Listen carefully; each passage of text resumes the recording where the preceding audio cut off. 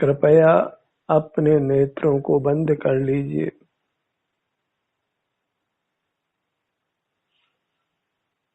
सत्र के दौरान नेत्रों को बंद ही रखें और अपना ध्यान अपनी ओर रखें।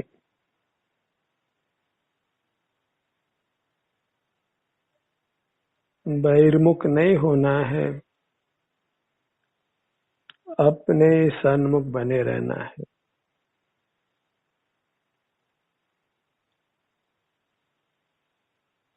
प्रकृति ने हमें सुख स्वभावी बनाया है। अनादि से केवल बस हमें अपने से युक्त रहना है।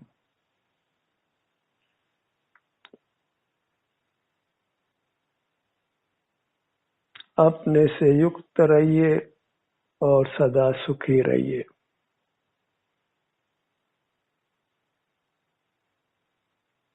अपने सुख का अनुभव करने के लिए किसी बाह्य साधन की आवश्यकता नहीं है।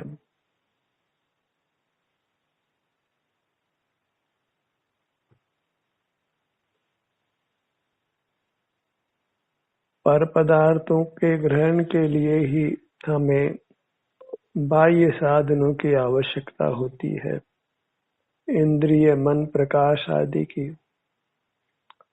स्वयं अपना अनुभव करने के लिए किसी बाह्य साधन की आवश्यकता नहीं होती।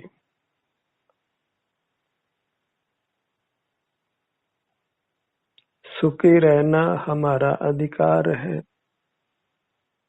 पर उसके लिए हमें अपने से युक्त रहना है। केवल अपनी काया को ही कर्मों के बंधन से बचाना है। बहिर्मुखता से कर्मों का बंध होता है, इसलिए हमें बहिर्मुखता से बचना है।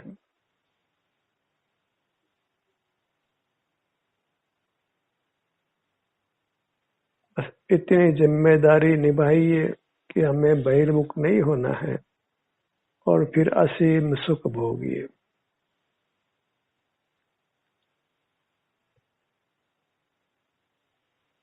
हमारे सुख में बाधक हमारी बहिर्मुखता है। मूर्त पदार्थों को देखना जानना है।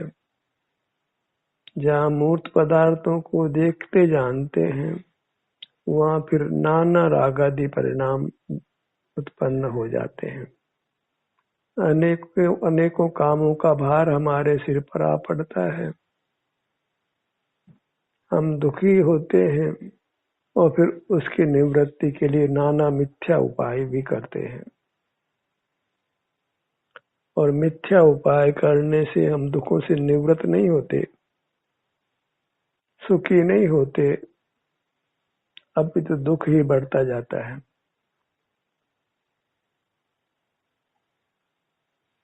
अपने को कर्म बंधन से बचाइए, अर्थात बहिर्मुखता से बचाइए। यदि हम बहिर्मुखता को रोक लेते हैं तो फिर हम अपने सुख को पा लेते हैं, कर्म के बंधन से बच जाते हैं और संचित कर्म से भी निवृत्त होने लगते हैं। और इसी विधि से हम सकल दुखों से मुक्त होकर अपने ही संपूर्ण सुख को पा लेते हैं, परमात्मा हो जाते हैं।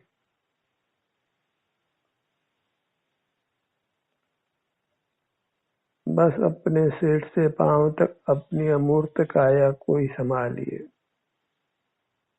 क्योंकि आप ही अपने हो।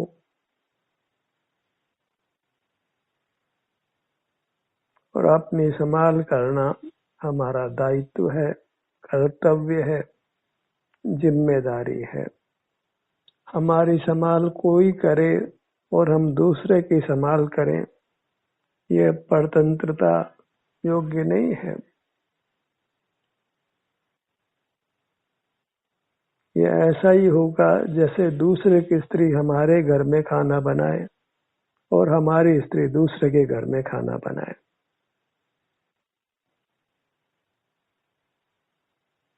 पर पदार्थों की संभाल छोड़िए, अपनी संभाल कीजिए। दूसरा हमारे को संभाले और हम दूसरे को संभाले, ऐसी नैसर्गिक व्यवस्था नहीं है। ये बहिर्मुखता से उत्पन्न मोह के कारण ऐसा भाव उत्पन्न होता है।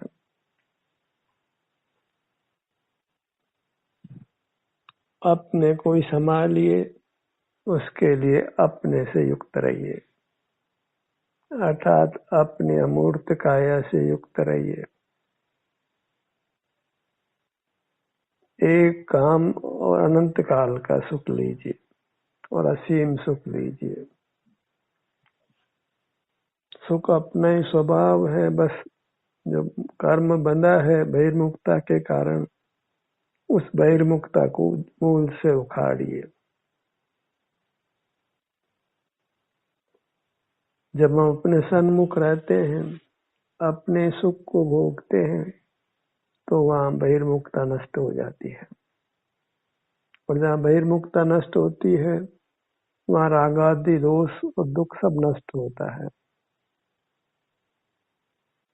अंतर्मुख होने पर शरीर में कुछ कदाचित वेदना भी अनुभव में आवे, तो वह हमारे अतीन्द्रिय सुख का ही दूसरा पहलू है। वह भी अतीन्द्रिय है।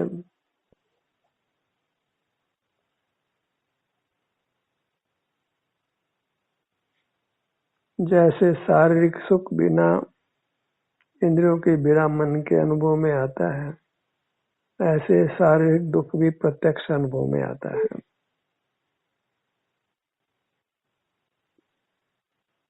शारीरिक सुख और शारीरिक दुख दोनों की अतीन्द्रियता स्वीकार कीजिए।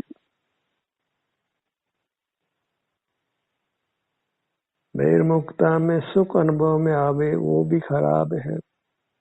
वैश्विक सुख और वैश्विक दुख शोक आदि होते हैं, धनादि के नुकसान से, परिजनों के नुकसान से, वह दुख भी निंद्य है। वैश्विक सुख दुख छोड़कर जो इंद्रियज है, बाह्य पदार्थों को विषय करने से है, उसको छोड़कर अपने आभ्यंतर शरीर को विषय करने से होने वाले शारीरिक सुख दुख को, जो अतीन्द्रिय है, उसका अनुभव करिए। इस प्रकार इंद्रिय जय करके जिनेंद्र बनिए।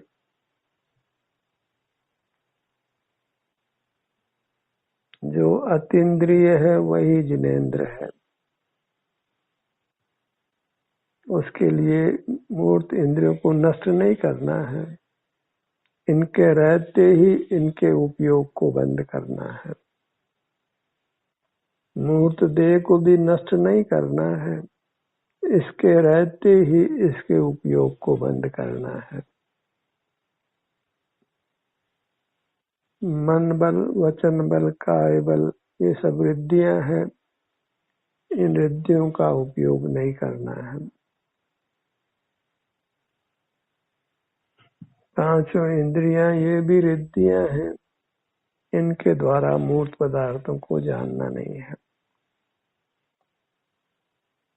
अतीन्द्रियता प्रकट करिए, वही जिनेंद्र होने का उपाय है। अपने शारीरिक सुख दुख का अनुभव करिए, वही अतीन्द्रिय है। नेत्र बंद कर अपने सिर से पांव तक या जो भी शारीरिक सुख दुख है उसका अनुभव करिए। शरीर शब्द हमको भी कहता है, क्योंकि हमारा भी अमूर्त शरीर है। परमात्म दशा में भी वह अमूर्त शरीर कायम रहता है और वही मुख्य है। अमूर्त शरीर को ही मुख्य जानो, क्योंकि वही आनंद दाता है। उसी के लक्ष्य से आनंद होता है। इसलिए अंतर्दृष्टि करके अपने अमूर्त शरीर के सन्मुख रहिए। ये अमूर्त शरीर है, वही परमात्मा का रूप है, परमात्मा है, और उसके सन्मुख रहकर उसकी उपासना कीजिए। वही अभेद भक्ति है जो सुखी होने का मार्ग है। बाह्य पदार्थ भिन्न है, भेद रूप है, उनको लक्ष्य करना, उनका सेवन करना, वह सब संसार मार्ग है। बाह्य देव गुरु की भक्ति वह भेद रूप भक्ति है। वो भेद रूप भक्ति भी साक्षात मोक्ष का मार्ग नहीं है, क्योंकि वह भी इंद्रियज है, मन इंद्रियों के सहाय से है, पराधीन है, परलक्षी है, बहिर्मुक्ता है। जिनका चित्त देवसास गुरु की भक्ति में अनुरक्त रहता है, उनको मोक्ष दूर से भी दूर है, क्योंकि अनुरक्ति पर पदार्थों में करना योग्य नहीं है। अपने में अनुरक्त होना है, अपने रूप में जो सिर से पांव तक मूर्त शरीर के बराबर है, अपने में ही अनुरक्त होना। अपने में ही मगनता होती है जब अपने सन्मुख रहते हैं।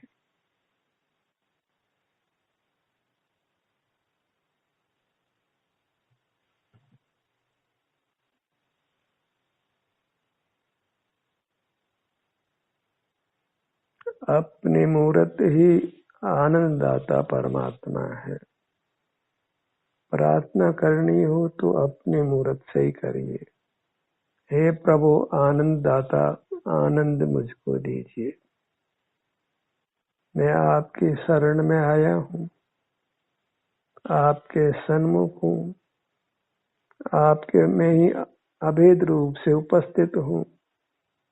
मैं आपसे भिन्न नहीं हूँ, मुझे आनंद दीजिए। और वह आपको भरपूर आनंद देगा, आपकी झोली को आनंद से भर देगा।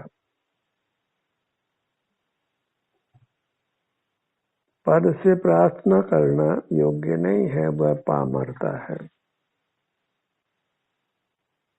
पर की भक्ति करना भी एक प्रकार की पामरता है।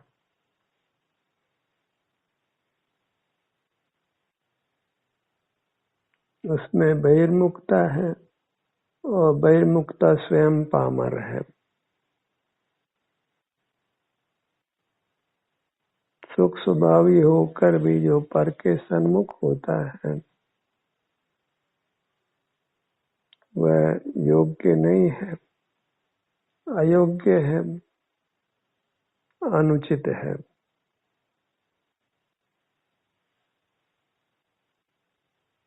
हम अपने सुख से दूर दूर चले जाते हैं बहिर्मुखता में, और फिर लौटकर अपने में आना भी कठिन हो जाता है।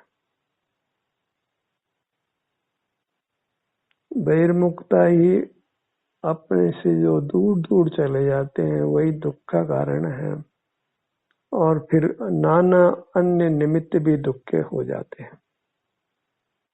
पर वे प्रधान नहीं है दुख के कारण।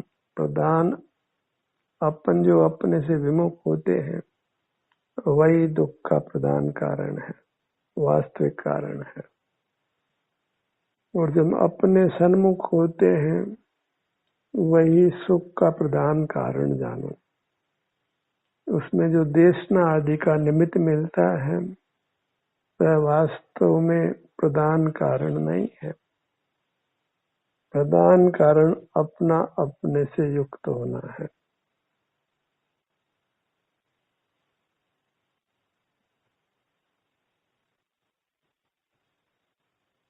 वह स्वाधीन है, अतीन्द्रियज है, वही हमारा शुद्ध स्वरूप है। अपनी मुद्रा को लक्ष्य में लीजिए। किसी की सहायता की आवश्यकता नहीं, बाह्य कोई अनुकूलता की आवश्यकता नहीं रहती। बाह्य पदार्थ अनुकूल प्रतिकूल तभी होते हैं जब हम बहिर्मुख होते हैं, और जब हम अपने ही सन्मुख होते हैं तो बाह्य पदार्थ न फिर अनुकूल है और न प्रतिकूल है,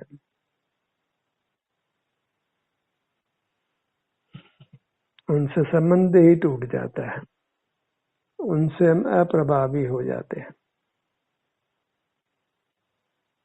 और वही परमात्मा दशा है।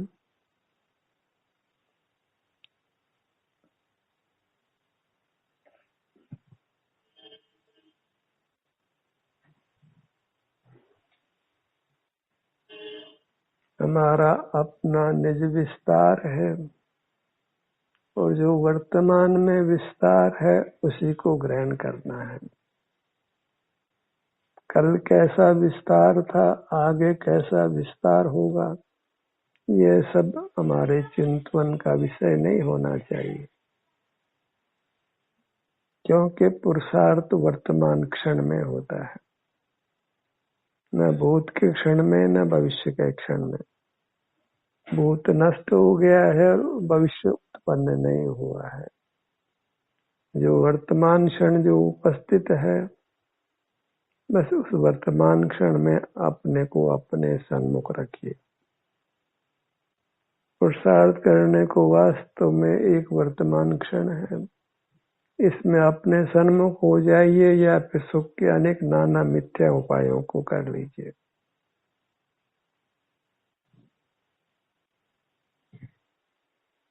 कार्य प्रतिक्षण करना है।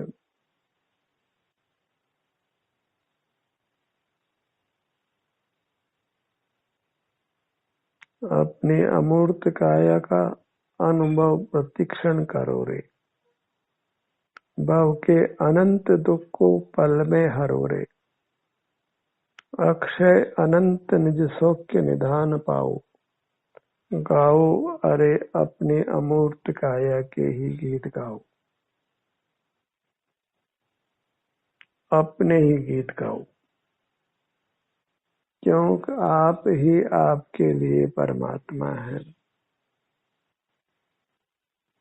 परमात्मा को कहीं बाहर ढूंढना नहीं है, वो तो अत्यंत पराधीन होगा।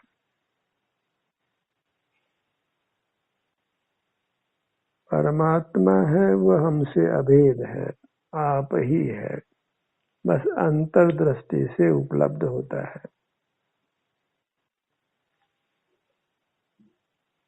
बाह्य दृष्टि में परमात्मा का मिलन नहीं होता, परमात्मा के साथ हम एकाकार नहीं हो सकते।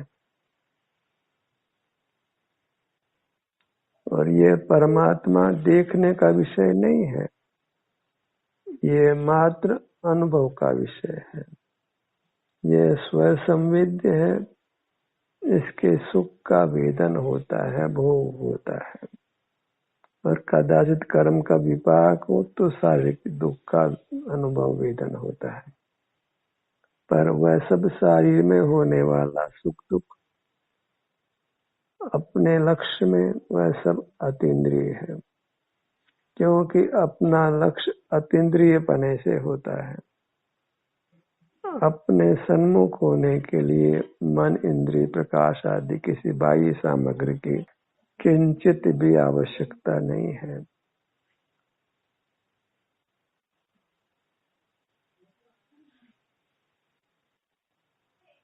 जैसे लोक में बाहर परमात्मा की मूर्त प्रतिमा बनाकर उसको एकटक देखते हैं, ऐसे आप नेत्र बंद होकर सिर से पांव तक अपनी प्रतिमा को एकटक अनुभव में लीजिए। अपना देखना नहीं है, अपना अनुभव वेदन करना है। आप मूर्त नहीं है कि उसको देखा जाए, आप तो सुख रूप है, तो सुख का अनुभव कर लीजिए, वेदन कर लीजिए।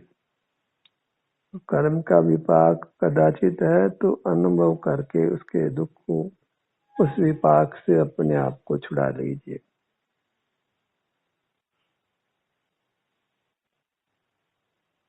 शारीरिक दुख को भी उसका अतीन्द्रियपना जानकर अत्यंत प्रीति से उसका वेदन करिए। अतीन्द्रियता ही उपादेय है, भाने योग्य है, पाने योग्य है। अपने सन्मुख रहना ही वो अतीन्द्रियता है, वही जिनेन्द्रपना है, तेन्द्रियता है। जिसने इंद्रियों को जीता उसने मोह को जीता, और जो इंद्रियों को नहीं जीत पाया वह मोह को नहीं जीत पाएगा।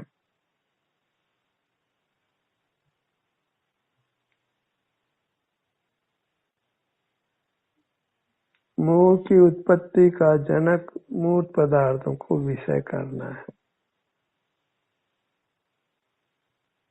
दुख का मूल बहिर्मुखता है, सुख का मूल अतीन्द्रियता है। अपने ध्यान को अपने मुखमंडल पर लाइए। दर्पण में मुखमंडल देखते आए हैं, अब अनुभव रूपी दर्पण में मुखमंडल का अनुभव करिए।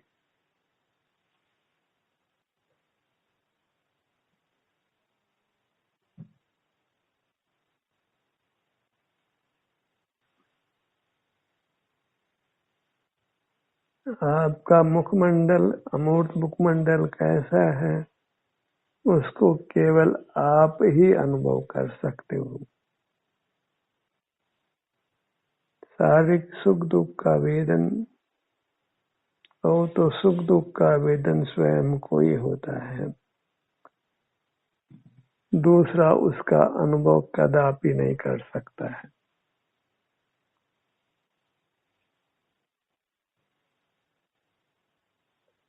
परमात्मा भी हमारे सुख दुख का अनुभव नहीं कर सकते हैं, और अनुभव के बिना वे हमारे सुख दुख को जानने में समर्थ भी नहीं है, और जानने का कोई प्रयोजन भी नहीं है, कोई उससे लाभ भी नहीं है।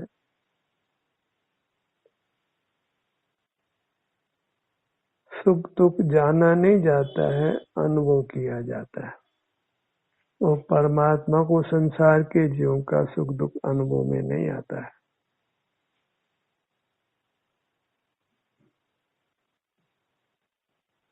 सिर का भाग अपने अंगों का नाम मन में लेंगे तो वहाँ ध्यान सुगमता से जाएगा, और आप व्यस्त रहेंगे अपना अनुभव करने में। अपने काया के संभाल में ही व्यस्त रहिए। यहाँ व्यस्त नहीं रहेंगे तो फिर बाहर में नाना मिथ्या उद्यम करेंगे, मिथ्या पुरुषार्थ करेंगे।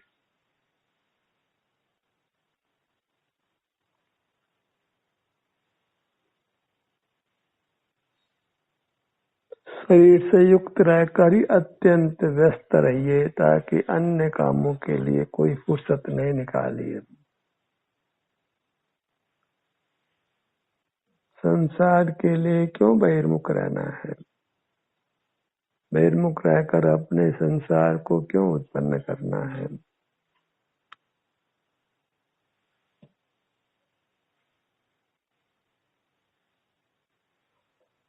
अपना मुखमंडल, उसके अनुभव के लिए कोई दर्पण की आवश्यकता नहीं है, न दर्पण की न मूर्त आंखों की।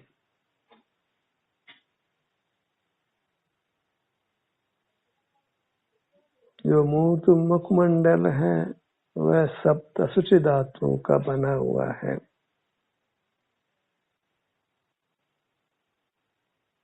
उससे युक्त रहना, उसको विषय बनाना योग्य नहीं है।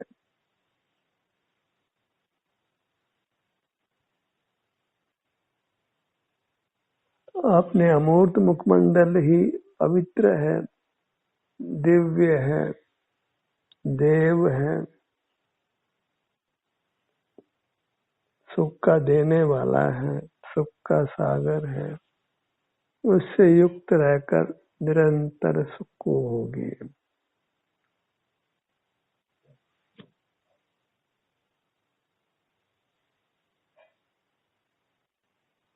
अपने धड़ भाग पर आइए। विशाल है धड़ का भाग,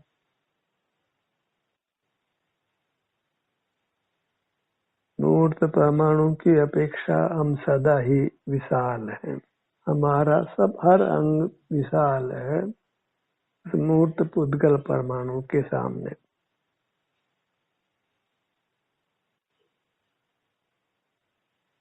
जो सूक्ष्म मूर्त पुद्गल है वह न तो इंद्रिय गोचर है और न ही किसी यंत्र के गोचर है।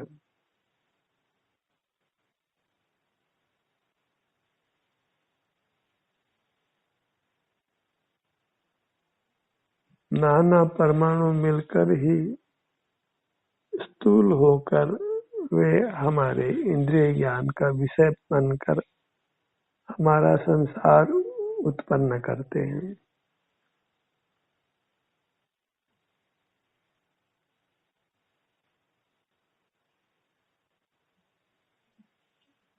मूर्त पदार्थों का ग्रहण कर ही हमारे मूर्त शरीर की रचना बनती है।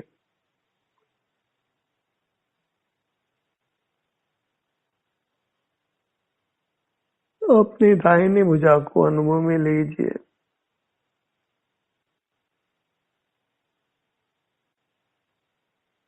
बाएं भुजा,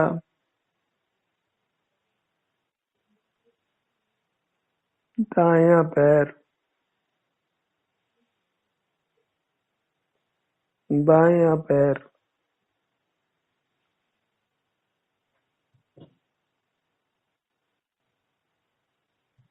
अपने मुद्रा को पुनः अनुभव में लीजिए। सर्वांग सिर से पांव तक।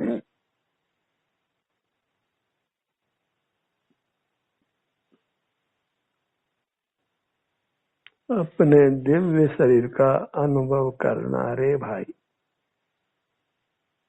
अपने को इस प्रकार दुखों से मुक्त करना, भव भ्रमण के दुखों से मुक्त करना। भव में दुख असीम है, इसलिए इस भव सागर को शीघ्र पार करिए। अपने ही अमूर्त काया से युक्त रहकर उसी के सुख की दशा जो सी भी है उसका प्रत्यक्ष वेदन करके